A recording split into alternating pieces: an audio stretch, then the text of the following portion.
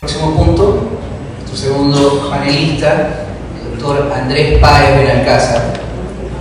El doctor Andrés Páez tiene su doctorado en jurisprudencia, es sociólogo, 4 veces legislador del Ecuador, expresidente de la Comisión Laboral del Honorable Congreso Nacional, docente universitario de la Pontificia Universidad Católica de Quito, destacado y reconocido político ecuatoriano, ex candidato a la vicepresidencia de la República y es autor de más de 19 libros de Derecho, Política y Sociología.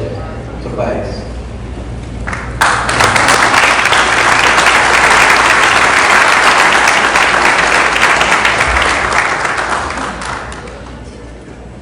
Comienzo por agradecer a nuestro anfitrión, el doctor Roberto Torosano, rector de este prestigioso Instituto de Educación Superior, también a Jorge Freire, como máximo dirigente de Fragua y organizador de este importante foro, que además para mí es un privilegio poder compartir con el coronel Alberto Molina y con Aquiles Abigail un panel de esta naturaleza que se torna para mí tremendamente importante y creo que para todos, considerando de que no podemos descuidar una discusión que es necesario hacerla ahora.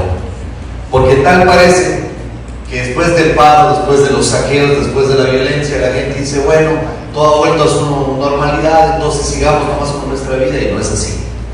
El país ha vivido un azote terrorista y tenemos que estar preparados y arrancar esa preparación a través del conocimiento de lo que realmente pasó en los aciagos días de octubre. Para eso me parece que hay que hacer 2 señalamientos. El primero, enfocar qué es el Foro de Sao Paulo. El Foro de Sao Paulo no es más que una banda transnacional de delincuentes. Eso es el Foro de Sao Paulo. Una banda transnacional de delincuentes que han decidido saquear varios estados de modo de enriquecerse, mantener una alianza con el crimen organizado internacional y perpetuarse en el poder. Eso es el Foro de Sao Paulo y eso es lo que sucedió aquí en el país desde hace 2 años, cuando por desgracia le eligieron al hoy prófugo de la justicia Correa Delgado Rafael Vicente. Esa es la tragedia que el país ha tenido que vivir. ¿Qué ha hecho y a qué se dedica el Foro de Sao Paulo? Primero acceden al poder por la vía democrática, pero se mantienen en el poder por la vía dictatorial. Para poder ejecutar su despropósito, dictan una constitución a su medida, en la cual, en primer lugar, eliminan la división de poderes, crean superpoderes en favor del poder ejecutivo. El poder legislativo pasa a ser simplemente una institución con letrero. El poder judicial pasa a ser una dependencia del poder ejecutivo que mandó y maneja a su antojo la designación, la actuación y las decisiones de jueces y fiscales. El poder electoral pasa a su control absoluto, impidiendo toda forma de equilibrio en su conformación. Y todos los organismos de control, como la Contraloría y las superintendencias, son subordinadas a la voluntad del Poder Ejecutivo. Esa es la primera fase del Foro de Sao Paulo. Luego viene un segundo elemento que es fundamental para ellos, que es el debilitamiento de la fuerza pública, debilitamiento de la policía y debilitamiento de las Fuerzas Armadas. Aquí, después del 30S, se desmanteló a la Policía Nacional y a las Fuerzas Armadas se le ha negado su armamento, su capacitación, la preparación de sus cuadros en el exterior en un sinnúmero de cursos, y los que se han ido han sido porque han expresado simpatías con la dictadura. Incluso hay un coronel que ahora en servicio pasivo está en servicio del prófugo, y ese coronel hizo un curso de ascenso por internet, caso único en la historia de las Fuerzas Armadas ecuatorianas, que yo precisamente le denuncié porque una vez él en un discurso habló de patria, socialismo o muerte, y hasta ahora desgraciadamente esos mandos militares Les temblaron los pantalones para no sancionar a un militar que estaba queriendo llevar a nuestras Fuerzas Armadas por el camino de las Fuerzas Armadas de Venezuela, que ahora en pacto con el crimen organizado internacional han condenado a ese país a la tragedia. Luego tenemos a la violencia como herramienta de gobierno. Recuerden ustedes que Correa, ni bien posesionado, disolvió el Congreso Nacional, pero antes de eso nos entraron a palos a todos los diputados. ¿A través de qué? De bandas criminales organizadas que ingresaron al Congreso, que funcionaba en el edificio del Banco Central, porque se había incendiado el edificio de lo que entonces era el Parlamento ecuatoriano.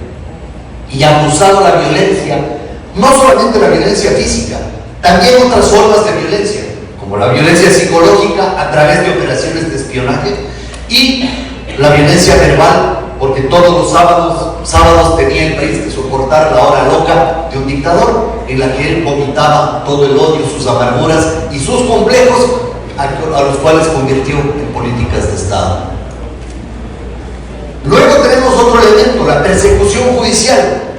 Usaron los organismos de justicia para perseguir selectivamente a todos aquellos que osaran en oponerse a los designios del régimen. Ojo con lo que voy a decir. Desarmaron a la sociedad. ¿Y qué pasó en octubre? Los delincuentes que hacían los saqueos estaban armados. La gente que estaba defendiendo su negocio, su urbanización, su casa, tenían que defenderse ¿con qué? Con un palo, con un bate de béisbol que de pronto tenían ahí de recuerdo, con cualquier cosa que encontraban a su mano. Desarmaron a la población, y eso es algo que no podemos perder de vista. Pero además, el Foro de Sao Paulo plantea que la juventud tiene que ser ignorante. Por eso hay 1 millón de jóvenes fuera de la universidad. Qué bueno que hay jóvenes aquí que estudian en la universidad. No se olviden de que durante 10 años dejaron a 1 millón de jóvenes fuera de la universidad, porque no les interesa que los jóvenes se eduquen, les interesa gente ignorante. Cerraron 9.000 escuelas comunitarias. ¿Por qué? Porque con eso dejaron a los niños de las zonas rurales sin acceso a la educación primaria. Ahora esos niños están condenados a trabajar en la tierra y no tienen acceso a la educación, porque ellos lo que necesitan es un pueblo que no piense, que no delibere, que no reflexione. Luego, el espejismo de los bonos. Entonces, bono para que sonrían, bono para que sueñen, bono para que sean felices, todo creando este espejismo de prosperidad a través de los bonos. Paralelamente, un saqueo generalizado de la nación. Saquear absolutamente todas las áreas del Estado, robar todo lo que les sea posible para dejar obsoletas al Estado, enriquecer a esta banda criminal y fortalecerla financieramente para que en cualquier momento pueda realizar sus operaciones. Empobrecimiento masivo de la sociedad, es decir, deliberadamente plantean que la sociedad hay que empobrecerla, no hay que mejorar las condiciones, sino hay que empobrecer a todos para que todos sean gente necesitada. Los únicos ricos en el Foro de Sao Paulo es precisamente los sectores poderosos de esta banda criminal. Tributación extenuante, es decir, fijar tributos a todo lo imaginable. ¿Para qué? Para que la gente viva contribuyendo al Estado. Les hago notar que durante 10 años se recaudó más dinero por tributos que por ingresos petroleros. Es decir, que el gran robo se produjo a cada uno de los ecuatorianos. Eso es importante. ¿Y por qué tributar extenuantemente? Para que la gente no tenga posibilidades de mejorar sus condiciones de vida. Por una razón, porque ellos dicen, los únicos que podemos hacerles pensar que su vida es mejor somos nosotros. No porque mejoren sus condiciones materiales de vida, sino porque nosotros les vendemos la idea de que ustedes pueden ser mejores y estar mejor. Fíjense, por eso es esa carga tributaria tan extenuante. Odio a los empresarios e inoculación de odio en la sociedad.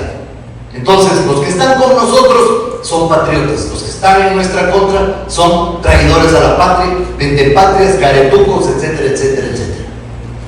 Odio y bloqueo a los medios de comunicación por una razón: siempre les interesa la verdad única, ¿Cuál es la verdad única? La que sale de la dictadura.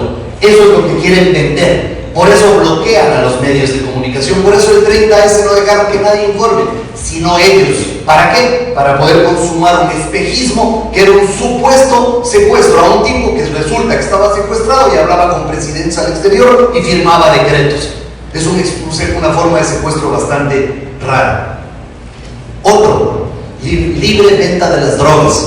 ¿Para qué? Para conducir deliberadamente a la sociedad a un estado de enajenación de la realidad. Y claro, todo esto concluye en algo que es esencial y que les pido no olvidarse. El Foro de Sao Paulo tiene como fin último la desarticulación de la familia, porque la familia es la célula fundamental de la sociedad y es la última frontera de resistencia en la defensa de una nación. Por eso quieren acabar con la familia. Y el fin último del Foro de Sao Paulo es ese, liquidar a la familia. Y nosotros tenemos como obligación resistir en la defensa de la familia. Este es el Foro de Sao Paulo, que ha caído en tal descrédito que ahora se inventan el Grupo de Puebla. ¿Quieren saber qué es el Grupo de Puebla? La misma pendejada con diferente nombre. Son los mismos delincuentes con otro decreto. Ese es el Grupo de Puebla.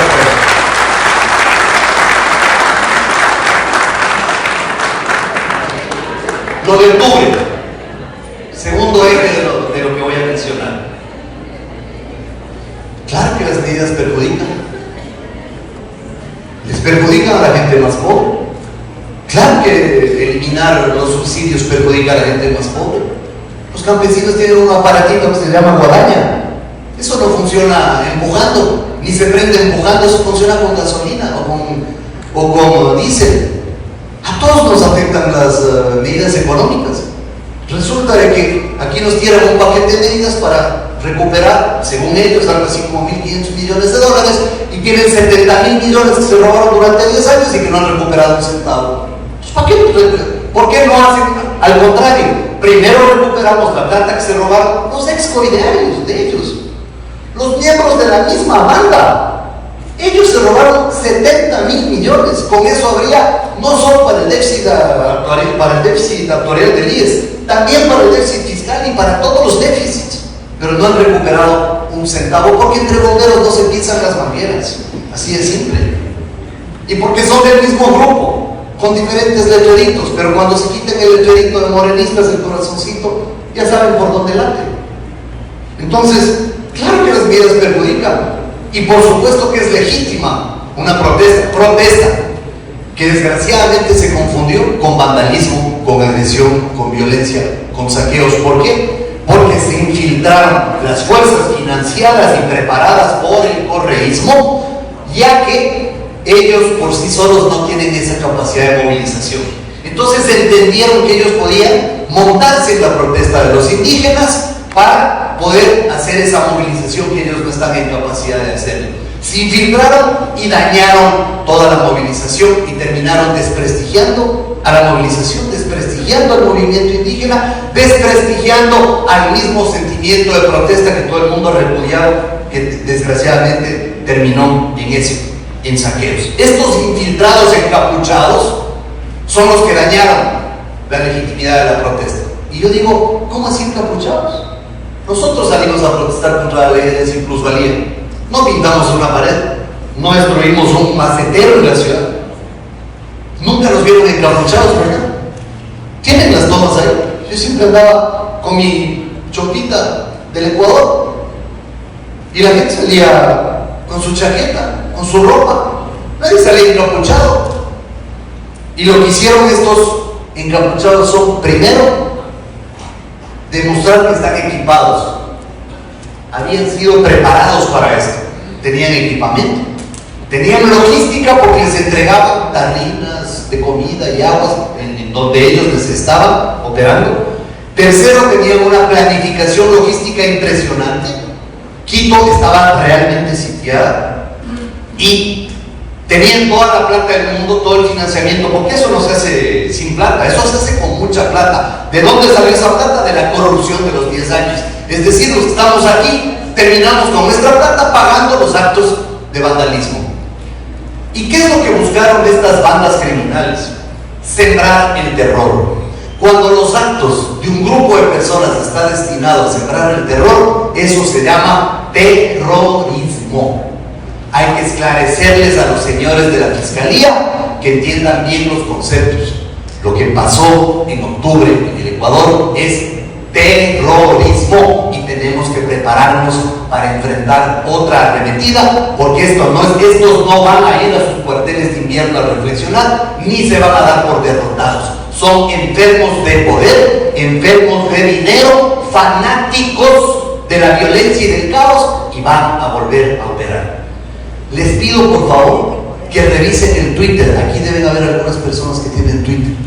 Yo lo tengo aquí. Yo publiqué el 9 de octubre un tweet en el que algunos me decían que por qué alargo a la población, que no sé qué. Miren lo que dice el tweet. Lenin, es 9 de octubre, 8:35 p.m. Aquí está la prueba. 9 de octubre, 8:35 p.m. Lenin, favor ordenar que se incremente la seguridad en antenas de comunicación y aeronavegación, torres de interconexión y servicio eléctrico, plantas de provisión de agua potable, centrales hidroeléctricas. Las hordas chavistas de Correa tienen blancos seleccionados.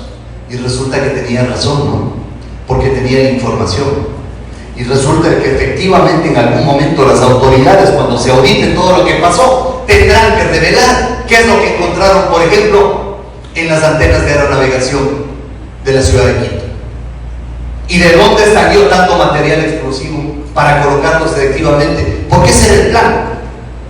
Sembrar el terror en Quito, como dejándoles sin agua, sin luz, sin comunicaciones, sin vías, sin aeropuerto. La gente se lanza en las calles, ellos tomarse el Palacio de Carondelet y entronizarse en el poder. Ese era el plan. ¿Por qué les falló? Porque las Fuerzas Armadas y la policía lograron custodiar estas áreas estratégicas que les impidió a estos miserables dar un golpe de Estado.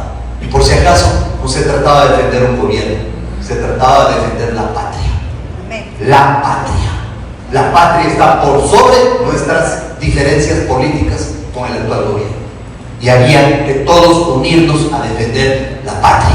Lástima que algunos se quedaron callados, escondidos, temblando en su casa. Yo sí tomé partido. Yo llamé a la población a recoger agua y barras energéticas y fisiol y colirios para la policía y para los soldados que estaban enfrentándose a los delincuentes en las calles. Yo sí tomé partido.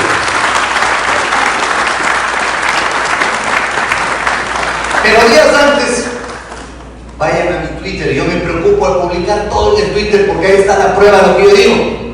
Le publico la foto a Virgilio Hernández. Te agarré sin vergüenza yéndote a Venezuela, ¿no? Aquí estás embarcándote en Panamá. Y me dijo, cobarde, canalla, que miento. Y al día siguiente le publiqué la foto de Paola Pavón. Te fuiste con estica, ¿no? Aquí estás en el aeropuerto de Panamá saliendo hacia Venezuela. Aquí está el letrero. Caracas, dice clarito. Después tuvieron que reconocer que se fueron a Caracas a reunirse. ¿Con quién? Con Correa. ¿Con la presencia de quién? De los hermanos Alvarado que están ahí. ¿Con la presencia de quién? De Patiño, que violando el asilo viaja desde México hasta Caracas. Y yo decía, algo se están tramando, ¿verdad? Ya vimos. Acabamos de ver lo que estaban tramando ahí. Es decir, una situación de caos como la que tuvimos que vivir. Quiero decir algo que lo he dicho en medios de comunicación y ahora repito. Quiero hacer público mi agradecimiento como ecuatoriano y como ciudadano a nuestras Fuerzas Armadas y a la Policía Nacional por su papel en esta crisis. Creo que este aplauso es para nuestras Fuerzas Armadas y para nuestra Policía Nacional, que merecen ser aplaudidos por todos nosotros. Sin embargo, pienso que el ex comandante de la Fuerza Terrestre y el ex jefe del Comando Conjunto nos quedan debiendo una explicación. No puede ser que en la autopista Rumiñahui manden a 2 camiones militares con nuestros soldados para que sean ultrajados por maleantes, por delincuentes que les sacan el casco, les golpean en la espalda, después los desnudan y los ultrajan. No puede ser que 56 policías hayan sido secuestrados en un peaje como el de Villacoto, al norte de la ciudad de Quito. Para eso hay logística, para eso hay helicópteros, para eso hay avanzada, para eso hay gente que va primero a ver qué está pasando. No puede ser. Un comandante no puede exponer a sus tropas. El comandante tiene que ponerse delante de las tropas. Eso sabemos hasta los civiles. Y en eso, con el respeto que merece, el ex comandante del ejército y el ex comandante del comando conjunto nos quedan teniendo una explicación a todo el país. Porque un ultraje a un soldado, a un policía, es un ultraje a todos los ecuatorianos, a todos. Y nos sentimos ultrajados, y nos sentimos más ultrajados, porque no hay una explicación de los altos mandos militares. ¿Cómo es posible? Nuestras gloriosas y victoriosas fuerzas que triunfaron en el CENEPA ante una desigualdad material, esas gloriosas fuerzas armadas ultrajadas por delincuentes, pero no, cuidado, no les hagan nada, pobrecitos, no les hagan nada. No podemos volver a permitir que no vuelvan los saqueos, que no vuelva el vandalismo, pero también debemos prometernos que no volvamos a permitir que nuestros soldados y nuestros policías sean ultrajados por maleantes, por ampones, por delincuentes, como ha sucedido hasta ahora. Lo último que nos queda por hacer, primero, prepararnos. Esto no ha pasado todavía. Nos mostraron lo que son capaces de hacer.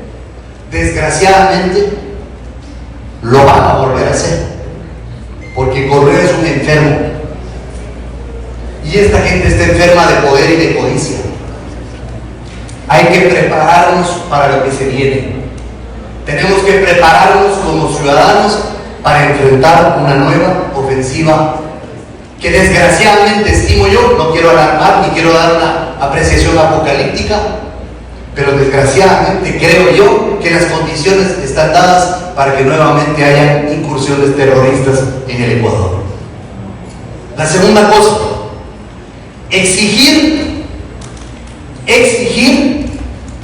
el porte y tenencia responsable de armas de los ciudadanos. No podemos estar en indefensión. Si los delincuentes tienen armas, la gente honrada y trabajadora tiene derecho a tener un arma para defenderse de los delincuentes. Tercero, organizar brigadas de protección barrial. Tenemos que organizarnos en cada uno de los barrios para contrarrestar los comités de defensa de la revolución y para estar organizados ante otra ofensiva, para que no hayan saqueos, porque resulta que los saqueos, señores, no fueron en San Borondón, fueron en el suburbio, fueron en Bastión Popular. A esa gente que se ha demorado años en montar un negocio tenemos que defender, tenemos que montar brigadas de defensa barrial. Cuarto, hay que potenciar los servicios de inteligencia.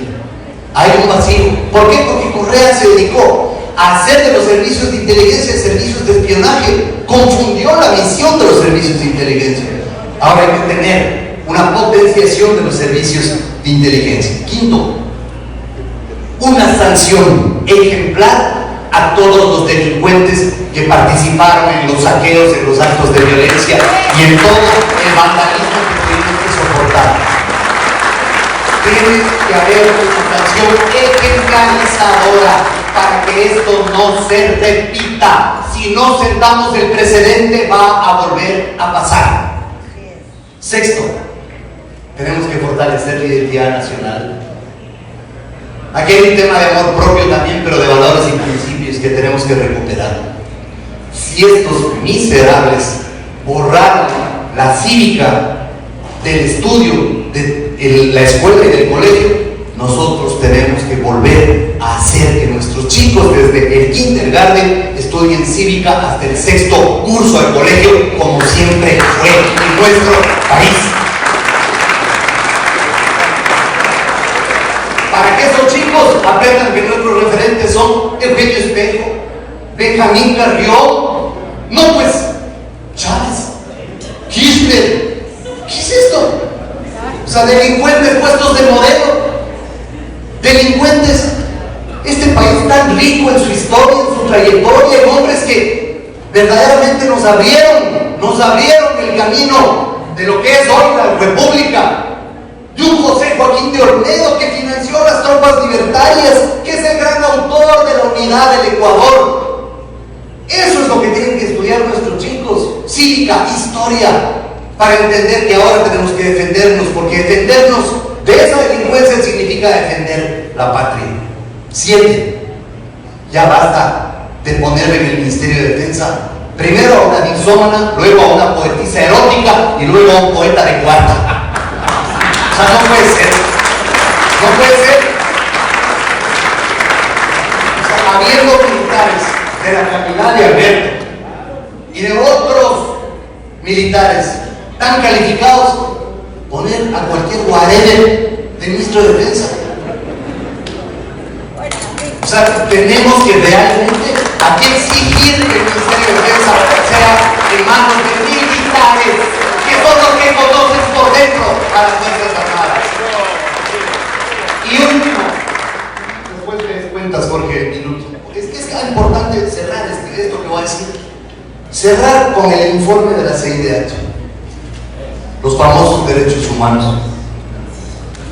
Yo soy un defensor de los derechos humanos, pero creo que no hay ningún motivo de aplicar en forma privilegiada, preferencial y única los derechos humanos en favor de los delincuentes, de los infractores, de los zampones y de los que violan la ley. Los derechos humanos son de la sociedad, pero sobre todo de la gente trabajadora, de la gente correcta, de la gente que hace bien las cosas, de la gente que se apega a la ley para actuar. Esos son los derechos humanos. Hay que acabar con esta pendejada del garantismo que se inventaron hace 12 años. El garantismo para los delincuentes. Por eso hay que tirar a la basura ese código integral penal y hacer un código que garantice en primer lugar la seguridad de la familia ecuatoriana y de cada uno de sus integrantes. Muchas gracias.